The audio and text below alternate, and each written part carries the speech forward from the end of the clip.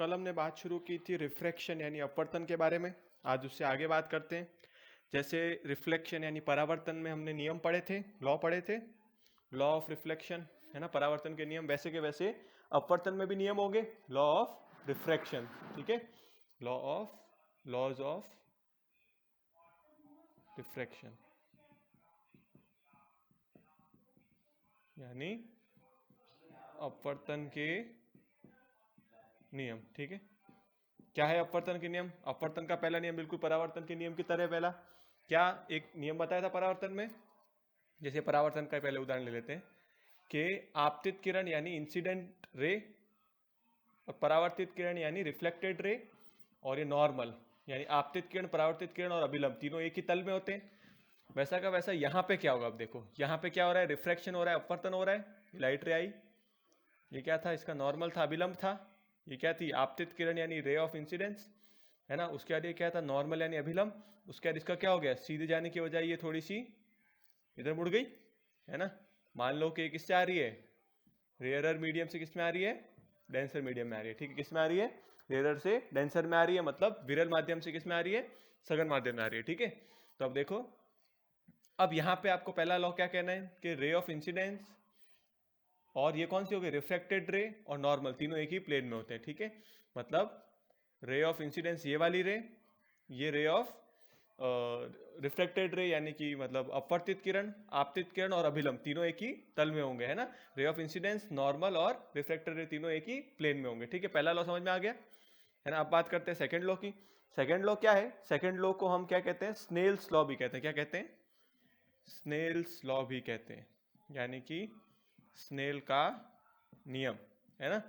Snail का नियम क्या कहता है? ढंग से सुनना। देखो यहाँ पे आपको पता है कि ये जो इंसिडेंट रे है यानी आपतित किरण है, इसका इस नॉर्मल से एंगल क्या होता है?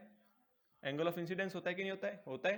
फिर रिफ्लेक्टेड रे का यानी अपवर्तित किरण का अभिलंब के साथ, नॉर्मल के साथ एंगल क्या होता है? अपवर्तन कोण यानी रिफ्रैक्शन एंगल होता है ना। अब देखो स्नेल का नियम क्या है, सुनना ढंग से।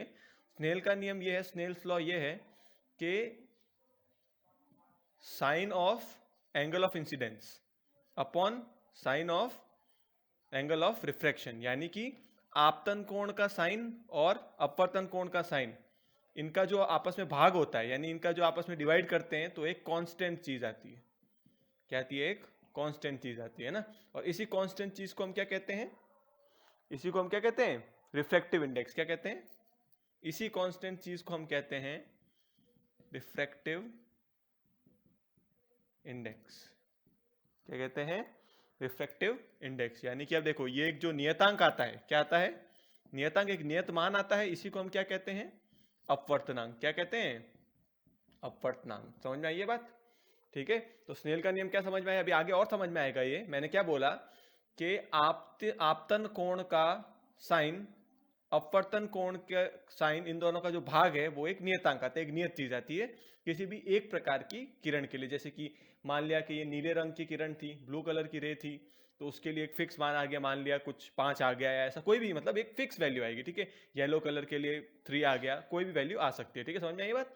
पर आएगी एक फिक्स वैल्यू आएगी, और उसी को हम क्या कहते हैं? रिफ्रैक्टिव इंडेक्स या अपवर्तनांक कहते हैं। ठीक है, समझ में आई ये बात? ठीक है ना। नीचे वाला नहीं दिख रहा होगा आपको, मैं ऊपर लिख देता हूं थोड़ा। देखो क्या था स्नेल का लॉ, वापस समझते हैं। ये देखो स्नेल्स लॉ समझ रहे हैं हम वापस, है ना। ये क्या था? ये नॉर्मल था, अभिलंब था। ये क्या थी? आपतित किरण, इंसिडेंट रे। ये क्या थी? रिफ्रैक्टेड रे यानी अपवर्तित किरण। ठीक है, अब ये क्या हो गया? आपतित किरण का अभिलंब के साथ कोण क्या होता है? आपतन कोण, यानी कि रे ऑफ इंसिडेंट का नॉर्मल के साथ एंगल क्या होता है? Incident angle. उसके बाद रिफ्रैक्टेड रे का नॉर्मल के साथ एंगल क्या होता है? एंगल ऑफ रिफ्रैक्शन, है ना। यानी कि आप अपवर्तित किरण का अभिलंब के साथ कोण क्या होता है? अपवर्तन कोण। तो स्नेल के नियम के हिसाब से आपतन कोण का साइन और अपवर्तन कोण के साइन का जो वैल्यू आती है अपॉन करने पे, इनको बट्टा करने पे, यानी कि एंगल ऑफ रिफ्रैक्शन का साइन और एंगल ऑफ इंसिडेंस का साइन करने पे जो वैल्यू आती है, वो कैसी वैल्यू आती है? एक कांस्टेंट वैल्यू आती है। कैसी वैल्यू आती है? एक कांस्टेंट वैल्यू आती है। कांस्टेंट मतलब क्या होता है? नियत, एक नियतांक मिलता है, एक फिक्स वैल्यू मिलती है किसी भी एक कलर की लाइट के लिए। ठीक है, और जो कांस्टेंट होता है इसी को हम क्या कहते हैं, रिफ्रैक्टिव इंडेक्स। क्या कहते हैं, रिफ्रैक्टिव इंडेक्स यानी कि अपवर्तनांक। क्या कहते हैं, अपवर्तनांक। समझ में आई ये बात। तो स्नेल का लॉ समझ में आ गया। कुल मिला के लॉ ऑफ रिफ्रैक्शन समझ में आ गए। दो लॉ थे। पहला लॉ तो ये था कि तीनों जो ray of incidence, reflected ray और नॉर्मल, तीनों एक ही प्लेन में होते हैं, यानी आपतित किरण, अपवर्तित किरण और अभिलंब तीनों एक ही तल में होते हैं। दूसरा लॉ क्या था, जिसको हम स्नेल का लॉ भी कहते हैं, स्नेल्स लॉ भी कहते हैं, स्नेल का नियम भी कहते हैं, स्नेल का नियम। ठीक है, क्या है कि आपतन कोण का साइन और अपवर्तन कोण का साइन, यानी कि एंगल ऑफ इंसिडेंस का साइन और एंगल ऑफ रिफ्लेक्शन का जो साइन है, इन दोनों का जो अपॉन बट्टा करके जो निकालते हैं, भाग दे के हम निकालते हैं डिवाइड करके, वो किसके इक्वल आता है, कांस्टेंट आता है, जिसको हम क्या कहते हैं, रिफ्रैक्टिव इंडेक्स या अपवर्तनांक कहते हैं। समझ में आ गई ये बात। अब हम इसी रिफ्रैक्टिव इंडेक्स के बारे में थोड़ी आगे और बात करते हैं, इसके बारे में, रिफ्रैक्टिव इंडेक्स के बारे में। ठीक है, रिफ्रैक्टिव इंडेक्स यानी कि अपवर्तनांक। ठीक है,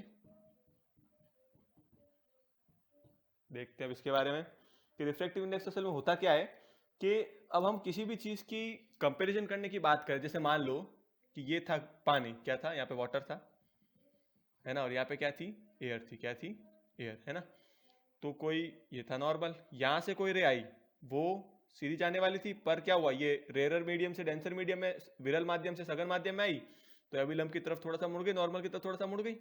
ऐसे कैसे, दूसरा एग्जाम्पल में ले रहा हूँ, यहाँ पे एयर थी और यहाँ पे क्या था, ग्लास था, कांच था, ये अभिलंब हो गया। अब देखो ये कैसे आई, तो उसी एंगल पे, जिस एंगल पे आई थी उसी एंगल पे ही आई है। ठीक है, पर अब क्या उतने ही एंगल पे जितना यहां से मुड़ी थी उतना ही यहाँ पे मुड़ेगी क्या, ये तो हम नहीं कह सकते ना कुछ भी। असल में क्या होगा, जितना यहाँ पे मुड़ी थी उससे और ज्यादा यहाँ पे मुड़ेगी। ठीक है, तो इस सब चीजों का पता कैसे चलेगा, हम ये कह सकते हैं कि जो ग्लास है वो वाटर से ज्यादा डेंस है, यानी जो कांच है वो पानी से ज्यादा सघन है। समझ में आई ये बात। तो इन्हीं चीजों को और ज्यादा परिभाषित डिफाइन करने के लिए हम किस चीज का यूज लेते हैं, रिफ्रैक्टिव इंडेक्स का, अपवर्तनांक का। सीधा सा मतलब तो ये समझ लो कि जिसका अपवर्तनांक ज्यादा, जिसका भी रिफ्रैक्टिव इंडेक्स ज्यादा, वो ज्यादा सघन, यानी वो ज्यादा डेंस। ठीक है, समझ में आ गई ये बात। अब इसका आगे और कैसे करते हैं, देखो इसका आगे और क्या रिलेशन होता है। जैसे इसको एन से डिनोट करते हैं, किसे डिनोट करते हैं, एन से, है ना, एन से इसको निरूपित करते हैं। अब इसका सूत्र क्या है, इसको कैसे पता करेंगे हम, है ना। तो देखो एक और चीज समझाता हूं। देखो होता क्या, असल में लाइट रे मुड़ती क्यों है। देखो ये लाइट रे सीधी जानी चाहिए, पर अपवर्तनांक के दौरान ये मुड़ क्यों जाती है, इसका कारण समझना। होता क्या, असल में इसका यहाँ पे कुछ वेग होता है, इसकी कुछ वेलोसिटी यहाँ पे होती है। मान लिया ये 100 मीटर पर सेकंड से चल रही थी, मान लो, इससे बहुत तेज से चलती है ये, पर मान लो 100 मीटर पर सेकंड से चल रही थी। अगर ये रेयर से डेंसर में आती है, अगर ये विरल से सघन माध्यम में आती है, तो क्या होता है, इसका वेग घट जाएगा, है ना। एक तो आप जमीन पे दौड़ते हो और एक पानी में दौड़ते हो, तो जमीन पे तेज दौड़ पाते हो ना, वैसे वैसे जब ये इधर आएगी तो ये भी धीरे दौड़ पाएगी, और धीरे दौड़ेगी तो इसके जो वेग और इसकी जो वेलोसिटी है वो घट जाएगी, तो क्या होगा, वो धीरे हो जाएगी। समझ में आई ये बात। ऐसे कैसे, अगर ये पानी से, अगर ये वाटर होता है ना और ये एयर होती, तो क्या होता, यहाँ पे जैसे आ रही है उससे और तेज फिर एयर में भागती कि नहीं भागती, तो ये क्या होता है, इससे थोड़ा दूर हट के भागती। समझ में आई ये बात। ये सब होता है। तो इसका कुल मिला के जो अपवर्तनांक है यानी रिफ्रैक्टिव इंडेक्स का रिलेशन किसके साथ है, लाइट रे की वेलोसिटी के साथ है, प्रकाश किरण के वेग के साथ है ना। क्या रिलेशन है, देखो जैसे मान लिया कि ये एक ग्लास का स्लैब था, इसके बाहर था मीडियम 1 और इसके अंदर था मीडियम 2, यानी बाहर था माध्यम 1 और अंदर था माध्यम 2। ठीक है, अब मेरी बात सुनो, जब ये इधर से इधर आई, ये था नॉर्मल, नॉर्मल को एन से दर्शा दिया, अभिलंब, यहाँ पे किरण आई, जाने से चाहिए थी पर ये ऐसे गई। समझ में आई ये बात। तो ये क्या हो गया, एंगल ऑफ इंसिडेंस, आपतन कोण, ये क्या हो गया, अपवर्तन कोण, है ना, यानी कि रिफ्लेक्शन एंगल। अब इसके आगे क्या होगा कि अब बात करते हैं कि एन मतलब क्या, रिफ्रैक्टिव इंडेक्स, 2 का 1 के सापेक्ष, है ना, angle of refraction, angle of incidence. ठीक है, अब मेरी बात सुनो, ये क्या बोला मैंने, refractive index of 2 with respect to 1। अब विद रेस्पेक्ट टू यानी सापेक्ष में चीज क्या होती है, जैसे कि मैं बोलूं कि एक के पास था 1 रुपए, एक के पास थे 10 रुपए, है ना, और एक के पास थे 100 रुपए, तो मैं क्या कहूंगा कि इस वाले इंसान के पास इस वाले से 10 गुना रुपए है कि नहीं है। ऐसे थोड़ी कह दूंगा कि इसके पास 10 गुना रुपए है, क्या कहूंगा, इस वाले इंसान के पास इस वाले इंसान के सापेक्ष 10 गुना रुपए ज्यादा है, यानी कि इस वाले इंसान के पास इस वाले इंसान के रिलेटिवली 10 गुना रुपए ज्यादा है, और इसके पास इसके रिलेटिवली ज्यादा है। समझ में आ रही है बात। तो रिलेटिव या सापेक्ष चीज क्या होती है पता चल गया। अब देखो वो एग्जांपल लगते हैं, देखो 100 रुपए, 10 रुपए और 1 रुपए। अब जैसे कि मैं बात करूं कि इसके पास इससे 10 गुना रुपए ज्यादा है, तो मैं क्या करूंगा 100/10 करूंगा तो 10 गुना आ जाएगा कि नहीं आ जाएगा, ऐसे करके तो निकाला कि 10 गुना ज्यादा रुपए थे।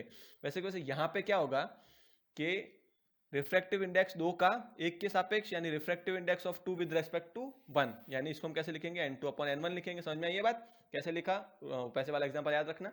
उसके बाद आगे अब इसका रिलेशन किसके साथ, वेलोसिटी के साथ कैसे होता है ना। अब जैसे मैंने मानो एक सुनो, मैंने कह दिया कि ये वाला जो मीडियम है ये ज्यादा डेंस है, ये ज्यादा सघन है, 2 गुना ज्यादा सघन है इससे। समझ में आई ये बात है ना। तो आपको पता है कि अगर ये 2 गुना ज्यादा सघन है इससे तो वेलोसिटी इधर कम होगी कि नहीं होगी, होगी। मतलब जिसका रिफ्रैक्टिव इंडेक्स ज्यादा उधर वेलोसिटी कम आ रही है कि नहीं आ रही है, आ रही है। तो यहाँ पे जो वेलोसिटी होगी उसका उल्टा हो रहा है कि नहीं हो रहा। देखो मैंने बोला था कि जो जितना ज्यादा डेंस होगा उसका रिफ्रैक्टिव इंडेक्स उतना ही ज्यादा होगा कि नहीं होगा, होगा। और जिसका रिफ्रैक्टिव इंडेक्स जितना ज्यादा होगा उतनी उसमें जो लाइट रे की वेलोसिटी होगी वो कम होगी कि नहीं होगी, होगी ना। तो इन दोनों का रिलेशन उल्टा है कि नहीं एक दूसरे से है। तो अब यहाँ पे n2/n1 लिख रहे हैं तो यहाँ पे हमको उल्टा लिखना पड़ेगा, यहाँ पे v1/v2 लिखना पड़ेगा। कुछ समझ में आ रही है बात। अब देखो v1/v2 असल में है क्या, ये है v1 क्या है, v मतलब वेलोसिटी, v1 क्या है, वेलोसिटी ऑफ लाइट, यानी कि इन मीडियम 1, यानी कि प्रकाश का माध्यम 1 में वेग, माध्यम 1 में प्रकाश का वेग बट्टा अपॉन नीचे क्या होगा, ऐसे कैसे, मीडियम 2 में, मीडियम 2 में लाइट की जो स्पीड है, समझ में आई ये बात, माध्यम 2 में प्रकाश का वेग। ठीक है, तो ये आपको समझ में आ गया कि रिफ्रैक्टिव इंडेक्स कैसे लिखते हैं। ऐसा कैसा, अगर मैं उल्टा बोलूं तो, अगर मेरे को निकालना हो refractive index of 1 with respect to 2, यानी कि माध्यम 1 का अपवर्तनांक 2 के सापेक्ष, तो मैं क्या लिखूंगा, मैंने बोला है जो पहले चीज है उसको ऊपर लिख दो, जो बाद में चीज उसको नीचे लिख दो। वेलोसिटी कैसे लिखोगे, उल्टी लिखोगे, n2 यहाँ पे नीचे तो v2 ऊपर होगा और v1 नीचे होगा, है ना। इसके बाद आगे ये क्या है, वेलोसिटी ऑफ लाइट रे इन मीडियम 2, और ये क्या है, वेलोसिटी ऑफ लाइट रे इन मीडियम 1, यानी कि माध्यम 2 में प्रकाश की चाल और माध्यम 1 में प्रकाश की चाल, यही तो है ये सब। ठीक है, इससे रिलेटेड क्वेश्चन आंसर भी आप आराम से कर सकते हो, है ना। अगर आपको इस मीडियम के अंदर लाइट की वेलोसिटी दी हुई है, इस मीडियम के अंदर लाइट की वेलोसिटी दी हुई है, तो आप रिफ्रैक्टिव इंडेक्स निकाल सकते हो कि निकाल सकते हो, निकाल सकते हो। अब ये तो सारी बातें हो गई किस रेस्पेक्ट में हो गई, ये सारी बातें हो गई कि एक दूसरे के रेस्पेक्ट में कैसे हम इसको निकालते हैं, रिफ्रैक्टिव इंडेक्स को यानी अपवर्तनांक को एक दूसरे के सापेक्ष में कैसे निकालते हैं। पर अगर कोई चीज सापेक्ष में दी ही नहीं हो, है ना, मतलब n1 2 2 1 की जगह कुछ नहीं दिया हो, सिर्फ n1 दिया हुआ हो या n2 ही दिया हुआ हो, है ना, तो इसका मतलब क्या होता है ना। तो इसको, ऐसी चीज को हम कहते हैं एब्सोल्यूट रिफ्रैक्टिव इंडेक्स, यानी निरपेक्ष अपवर्तनांक। समझ में आई ये बात। ये क्या होता है, हर बार तो हम किसी किसी रेस्पेक्ट में लेते थे, इस बार हम क्या करेंगे, जैसे n1 निकालना है यानी 1 का एब्सोल्यूट रिफ्रैक्टिव इंडेक्स निकालना है, यानी निरपेक्ष अपवर्तनांक 1 का निकालना है मीडियम 1 का, तो सीधा क्या करेंगे, n1 इज इक्वल टू क्या होगा, लाइट की वेलोसिटी उसमें, है ना, लाइट की वेलोसिटी किसमें, वैक्यूम में, निर्वात में, और यहां पे उसकी खुद की मीडियम में वेलोसिटी, यानी ये क्या है, लाइट की वेलोसिटी इन वैक्यूम, ठीक है, और ये क्या है, इन मीडियम 1। मतलब प्रकाश की चाल एक तो निर्वात में और एक प्रकाश की चाल माध्यम 1 में। समझ में आ गई बात, निरपेक्ष कैसे निकालते हैं। वैसे कैसे अगर यहाँ पे 2 होता तो यहाँ क्या आ जाता, 2 आ जाता, बाकी सब चीज ऐसी कैसी रहती है, समझ में आई ये बात। ठीक है, अब इसके आगे हम बात करते हैं, इसकी अलग अलग चीजें दी हुई होती है। अब जैसे मैं आपको एक चीज पहले से ही बता चुका हूं, क्या बताया मैंने आपको, कि जिसका अपवर्तनांक ज्यादा यानी n है, जिसका n ज्यादा है ना और एक का n कम, तो जिसका n ज्यादा है उसको हम क्या कहेंगे, उस मीडियम को हम क्या कहेंगे, डेंसर मीडियम। क्या कहेंगे, डेंसर मीडियम, यानी कि सघन माध्यम। क्या कहेंगे, सघन माध्यम। ठीक है, उसके बाद जिसका n कम है रेस्पेक्टिवली, सापेक्ष रूप से इससे कम है, तो उसको हम क्या कहेंगे, रेयरर मीडियम। क्या कहेंगे, रेयरर मीडियम, यानी विरल माध्यम। समझ में आई ये बात। ठीक है, उसके बाद और अब बात करते हैं आगे रिफ्रैक्शन ऑफ, यानी refraction of light by spherical lenses. हमने वहां पे क्या बात की थी पहले, पिछली बार हमने बात की थी कि परावर्तन किन पे, गोलीय दर्पणों पे। इस बार हम बात करेंगे अपवर्तन किन पे, गोलीय लेंसों पे, ठीक है। Refraction by spherical lenses.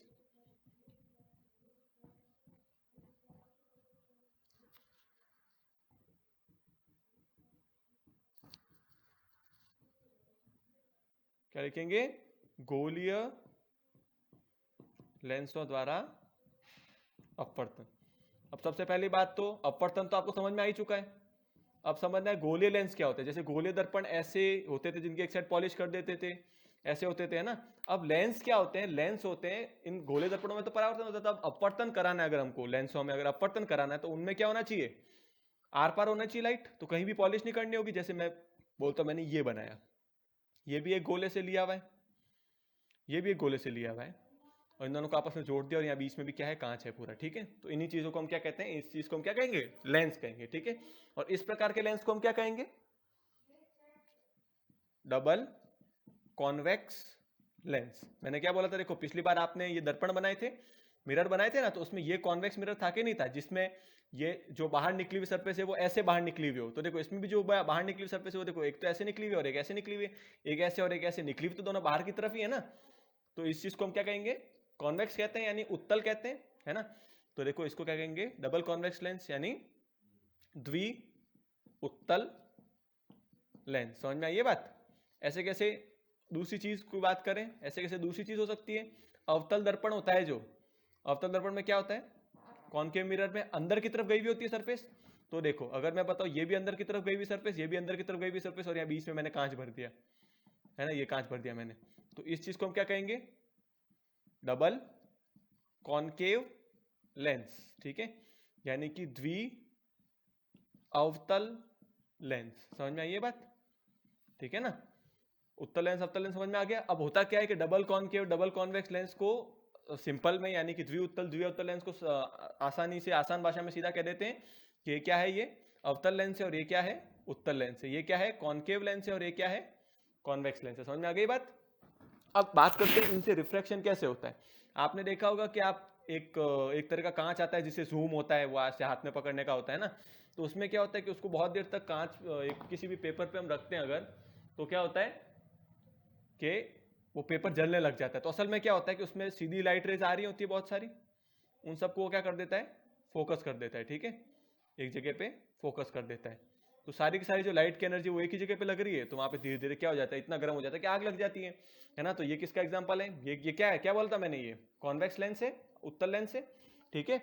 अब आगे बात करते हैं। देखो असल में इनसे होता क्या है, देखो आपको पता है, मैंने अभी भी बताया कि जो कॉन्वेक्स लेंस है, यानी ये जो उत्तल लेंस है, इसने क्या किया, लाइट को एक जगह इकट्ठी कर दिया, यानी लाइट को एक जगह क्या कर दिया, कन्वर्ज कर दिया। तो इसको हम क्या कहेंगे, कन्वर्जिंग लेंस। क्या कहेंगे, कन्वर्जिंग लेंस। समझ में आई ये बात, यानी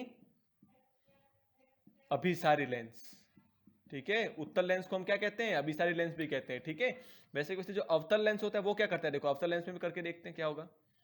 अपवर्तन के नियम तो आपको पता ही है, ठीक है, अब देखते हैं अपन, है ना। जैसे ये गोलीय सतह थी, ये स्फेरिकल सरफेस थी ये। अब आपको पता है कि जो भी स्फीयर होता है उसका जो नॉर्मल होता है वो क्या होता है, उसके सेंटर से होके जाता है। तो ये इसका, मान लीजिए इसका सेंटर था और ये इसका सेंटर था, ठीक है। तो अब देखो ये लाइट रे यहाँ से पैरेलल आई, है ना। अब ये क्या है, इसका नॉर्मल है, यहाँ पे नॉर्मल है। अब जब ये रेयरर मीडियम से डेंसर मीडियम में, विरल माध्यम सघन माध्यम में जाएगी, तो ये अभिलंब से क्या होगी, अभिलंब के पास आ जाएगी, है ना। जानी ऐसी चाहिए थी पर जाएगी कैसे, ऐसे जाएगी कि नहीं जाएगी, थोड़ा सा अभिलंब से पास आ जाएगी कि नहीं आ जाएगी, आ जाएगी, तो ऐसे चली जाएगी, है ना। अब वापस इसको बाहर निकलना है। अब की बार जो ये वाली सरफेस है, इसका नॉर्मल क्या है, ये है, इसका अभिलंब क्या है, ये है। अब फिर से अब ये देखो, अभी किस में जा रही है, सघन माध्यम से विरल माध्यम में, डेंसर मीडियम से रेयर मीडियम में जा रही है। तो अब ये क्या करेगी, इससे अभिलंब से जानी तो ऐसे चाहिए थी, पर अभिलंब से अब क्या बोला मैंने, दूर हटना है, और दूर हटना है इसको, क्योंकि इस बार डेंसर से रेयर में जा रही है ना, सघन से विरल में, तो और दूर हट जाएगी, ठीक है। तो कुल मिला के देखो लाइट रे आई कैसे थी और गई कैसे। वैसे वैसे अगर यहाँ पे आएगी तो उसका भी यही होगा कि नहीं होगा, होगा ना, यही होगा। आई ऐसे थी, गई ऐसे। तो देखो इसने क्या किया, लाइट को फैला दिया कि नहीं फैला दिया, यानी डाइवर्ज कर दिया कि नहीं कर दिया, कर दिया। तो यानी कॉनकेव लेंस को हम डाइवर्जिंग लेंस भी कहते हैं। क्या कहते हैं, डाइवर्जिंग लेंस भी कहते हैं, डाइवर्जिंग लेंस, ठीक है। डाइवर्जिंग मतलब क्या होता है, अपसारी लेंस, ठीक है। यानी कि अब मैंने, आपने क्या चीजें सीख ली कि अगर आपको कभी भी कहेंगे कॉन्वेक्स लेंस की बात करेंगे तो उसको आप क्या कह दोगे, कन्वर्जिंग, है ना।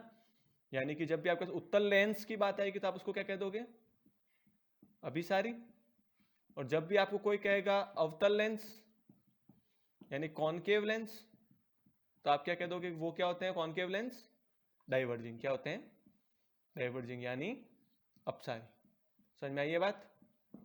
ठीक है, अब आगे बात करते हैं। अब थोड़ा बहुत लेंस के बारे में और जानते हैं अपन, है ना। जैसे मान लिया कोई भी एक लेंस है, ठीक है, तो अब ये लेंस आपको साफ साफ दिख रहा है कि दो स्फेरिकल सरफेस से बना है ना। दो स्फेरिकल सरफेस क्या है?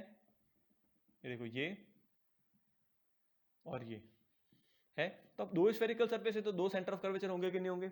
होंगे। तो होता क्या, जिस तरफ से लाइट आती है उस तरफ का जो सेंटर ऑफ कर्वेचर है उसको हम कहते हैं C1, और जिस तरफ लाइट जाती है उसका जो सेंटर ऑफ कर्वेचर उसको हम क्या कहते हैं? C2। समझ में आई ये बात? इन दोनों को मिलाने वाली जो लाइन होती है, इन दोनों सेंटर ऑफ कर्वेचर को मिलाने वाली जो लाइन है, समझ में आ रही है बात? इन दोनों सेंटर ऑफ कर्वेचर को मिलाने वाली जो लाइन है उसको हम क्या कहते हैं? Principal axis. क्या कहते हैं? Principal axis. समझ में आई ये बात? ये क्या है? प्रिंसिपल एक्सिस यानी मुख्य अक्ष। ठीक है, प्रिंसिपल एक्सिस यानी मुख्य अक्ष। ठीक है, उसके बाद बात करते हैं एक और चीज की, है ना। आपको पता है कि इस पूरे लेंस के बीचों बीच का भी कोई एक बिंदु होगा कि नहीं होगा? होगा। इस बिंदु को हम क्या कहते हैं? इस बिंदु को हम कहते हैं ऑप्टिकल सेंटर। क्या कहते हैं? ऑप्टिकल सेंटर, है ना, यानी कि प्रकाशिक केंद्र। और इसको हम किसे डिनोट करते हैं? ओ से। समझ में आई बात? ऑप्टिकल सेंटर यानी ओ। ठीक है, तीसरी समझ में आ गई? क्या समझ में आ गई? ये है C1 यानी सेंटर ऑफ कर्वेचर फर्स्ट, ये है सेंटर ऑफ कर्वेचर 2, और ये क्या है? ऑप्टिकल सेंटर, है ना, प्रकाशिक केंद्र। ये है वक्रता केंद्र 1, वक्रता केंद्र 2, ये क्या है? प्रकाशिक केंद्र। अब बात करते हैं कि ये पूरा जो ये लेंस है, इसका जो ये पूरी जो इसका जो व्यास है, ये पूरा, है ना, ये लेंस पूरा ऐसे होगा ना, इसका जो ये वाला जो व्यास है ऊपर से नीचे वाला, ये जो व्यास है इसको हम क्या कहते हैं? एपर्चर। क्या कहते हैं? एपर्चर। एपर्चर यानी क्या होता है? द्वारक। समझ आएगी ये बात? ये सारी चीज समझ आ गई? टर्मिनोलॉजी क्लियर हो गई सारी? अब बात करते हैं ऐसे कैसे हम, किसमें? कॉनकेव मिरर, कॉनकेव लेंस में। कॉनकेव लेंस में क्या होगा? अब देखो, ये भी दो स्फेरिकल सरफेस से बना है, बना है कि नहीं बना है? बना है, तो इसके भी दो सेंटर ऑफ कर्वेचर होंगे। अब मैंने क्या बोला था? जिस तरह से लाइट आती है उसको C1 नाम दे दो, जिस तरह से लाइट जाती है उसको C2 नाम दे दो। समझ में आई ये बात? दे दिया, है ना। अब बात करते हैं कि इसके बीचों बीच का जो, अब देखो, इन दोनों को मिलाने वाली जो लाइन है उसको हम क्या कहते हैं? प्रिंसिपल एक्सिस कहते हैं, मुख्य अक्ष कहते हैं। क्या कहते हैं? प्रिंसिपल एक्सिस यानी मुख्य अक्ष। ठीक है, उसके बाद इसके बीचों बीच जो पॉइंट होता है उसको हम क्या कहते हैं? ऑप्टिकल सेंटर यानी प्रकाशिक केंद्र कहते हैं कि नहीं कहते हैं? प्रकाशिक केंद्र यानी क्या कहते हैं? Optical centre. ठीक है, और इसका जो यहां से यहां तक का डायमीटर है, व्यास है, इस पूरे व्यास को हम क्या कहते हैं? एपर्चर यानी द्वारक। समझ में आ गई ये बात? सारी सब क्लियर हो गया आपके, है ना। अब आगे बात करते हैं कि लेंस से इमेज फॉर्मेशन कैसे होता है। ठीक है, हमने पिछली बार किससे बात की थी? कि मिरर से कैसे होता है। इस बार हम किससे बात करेंगे? कि लेंस से इमेज फॉर्मेशन कैसे होता है। ठीक है, जैसे कि ये मान लिया, अब लेंस के लिए भी रूल होंगे जैसे उनके लिए थे। वहां पे लॉ ऑफ रिफ्लेक्शन लग रहे थे, यहाँ पे लॉ ऑफ रिफ्रैक्शन लगेगा। तो देखो जी, क्या लॉ होते हैं? एक तो है क्या? कॉन्वेक्स लेंस, ये इसकी प्रिंसिपल एक्सिस हो गई। तो वही लॉ वही लगेंगे, पर यहाँ पे उल्टा है कि यहाँ पे लाइट आर पार हो रही है, वहां पे लाइट आर पार नहीं होती थी। अब देखो यहाँ क्या होगा, जैसे कि लाइट अगर मेन एक्सिस के पैरेलल आती है तो वहां पे क्या होता था? टकरा के वापस इसके फोकस पे इस साइड फोकस होती थी। पर अब अगर यहाँ पे सेंटर ऑफ कर्वेचर दो है तो फोकस भी दो होंगे कि नहीं होंगे? होंगे। तो अगर लाइट इस साइड से आ रही है तो अब ये क्योंकि पार हो सकती है तो ये इस साइड के फोकस पे आएगी। समझ में आई ये बात? ठीक है, वैसे कैसे इसमें देखो, इसमें क्या होगा? इसमें अगर प्रिंसिपल एक्सिस से आएगी तो क्या होगा? देखो, पैरेलल आएगी। तो मैंने बताया था वो तो सच में इसको अभिसारित करता है, यानी वो तो कन्वर्ट करता है, पर ये तो फैलाता है। तो ये देखो, ये असल में फैला देगा, फैला दिया। अब यहाँ पे लाइट आगे तो कहीं नहीं मिल सकती क्योंकि तो फैल रही है, इधर से आगे तो कहीं नहीं मिल सकती, पर पीछे तो मिल सकती है कि नहीं मिल सकती है? मिल सकती है। और ये कहाँ मिलेगी भाई? अगर पैरेलल आ रही है तो या तो मिले या मिलती हुई दिखे। तो यहाँ पे तो असल में मिल गई, पैरेलल आ रही थी, मेन एक्सिस के मुख्य अक्ष के समांतर आ रही थी तो मिल गई फोकस पे। और यहाँ पे क्योंकि पैरेलल तो आ रही है, पर क्योंकि ये इसको क्या कर रहा है? डाइवर्ज कर रहा है ना, अपसारित कर रहा है, तो ये असल में मिलेगी तो नहीं, पर मिलती हुई दिख तो सकती है, पर मिलती हुई दिखेगी कहाँ पे, फोकस पे। मतलब अगर लाइट अगर मेन एक्सिस के पैरेलल आ रही है, मुख्य अक्ष के समांतर अगर प्रकाश की किरण आ रही है, तो वो क्या होगी, हमेशा मिलती हुई या तो मिलेगी फोकस पे या मिलती हुई दिखेगी फोकस पे। ठीक है, समझ में आ गई ये बात। अब दूसरा केस देखो, दूसरा क्या था, ये F1 है, ये F2 है। अब उसका उल्टा भी, अगर पैरेलल आ रही है फोकस पे जा रही है, अगर फोकस से जाएगी तो पैरेलल जाएगी कि नहीं जाएगी, जाएगी। तो अगर मान लिया ये रे फोकस से आई तो कैसे जानी चाहिए, मेन एक्सिस के पैरेलल जानी चाहिए। समझ में आ रही है ना ये बात। अगर ये कोई चीज फोकस से आ रही है तो जानी कैसे चाहिए, वापस पैरेलल जाने की जानी चाहिए, जानी चाहिए। ठीक है, समांतर जानी चाहिए मुख्य अक्ष के। ठीक है, उसके बाद अगला रूल देखो, अगला रूल क्या था, अगला रूल ये है कि अगर इस लेंस के ऑप्टिकल सेंटर से कोई लाइट पास हो रही तो वो बिना किसी मतलब बिना किसी डेविएशन के, बिना किसी विचलन के एकदम सीधी निकल जाएगी। ठीक है, अगर ऑप्टिकल सेंटर से कोई चीज यानी प्रकाशिक केंद्र से कोई किरण जा रही है तो वो बिना किसी विचलन के एकदम सीधी निकल जाएगी। तीन रूल क्या क्या पढ़ लिए, कि अगर पैरेलल जाएगी तो फोकस पे अब मिलेगी, है ना, फोकस से जाएगी तो पैरेलल हो जाएगी, है ना, और अगर ऑप्टिकल सेंटर से जाएगी तो सीधी निकल जाएगी। क्या रूल पढ़ लिए, कि अगर पैरेलल जाएगी तो फोकस से या तो सच में जाएगी या फोकस से जाती हुई दिखेगी। ठीक है, और अगर फोकस से जाएगी तो पैरेलल निकलेगी, और अगर ऑप्टिकल सेंटर से जाएगी तो सीधी जाएगी। ठीक है, तो हमने रूल तो अब आज पढ़ लिए। अब हम कल क्या पढ़ेंगे, इनसे अलग अलग तरह की इमेज बनाना है, ऑब्जेक्ट को अलग अलग जगह रख के। ठीक है।